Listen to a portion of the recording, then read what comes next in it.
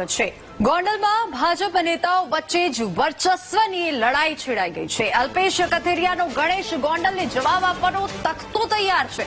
અલ્પેશ કથિરિયા સહિતના નેતાઓ 27 એપ્રિલે આવશે ગોંડલ। સોશિયલ મીડિયામાં પોસ્ટ શેર કરી અલ્પેશ કથિરિયાએ માહિતી આપી છે। ગોંડલના જુદા જુદા વિસ્તારમાં લોકોને મળશે અલ્પેશ કથિરિયા।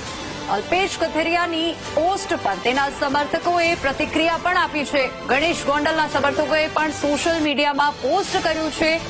જાતિવાદી માનસિકતા ધરાવતા લોકોનું સ્વાગત કરવા જનતા તૈયાર છે। આવી પોસ્ટ મૂકવામાં આવી છે જે હાલ વાયરલ પણ થઈ રહી છે। 2 દિવસ પહેલા ગણેશ ગોંડલે જાહેર સભામાં ઉચ્ચારી હતી ચીમકી। અલ્પેશ કથિરિયા વરુણ પટેલ વિરુદ્ધ નારા લાગ્યા હતા। આ મહત્વના સમાચાર। અલ્પેશ કથિરિયાએ પોસ્ટ કરી હતી કે તેઓ ગોંડલ આવશે અને આ ઉપરાંત 2 દિવસ પહેલા ગણેશ ગોંડલે જાહેર સભામાં પણ ચીમકી ઉચ્ચારી હતી। અલ્પેશ કથિરિયા વરુણ પટેલ વિરુદ્ધ નારાઓ લાગ્યા હતા। ગોંડલમાં ભાજપના નેતાઓ વચ્ચે વર્ચસ્વની લડાઈ।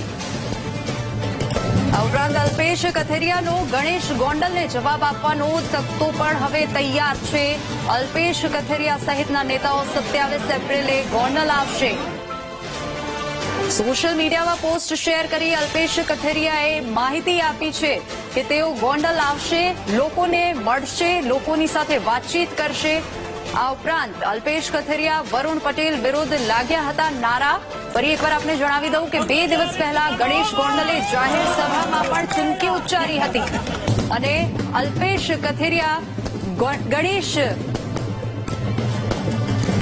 અલ્પેશ કથિરિયા અને વરુણ પટેલ વિરુદ્ધ નારા લાગ્યા હતા।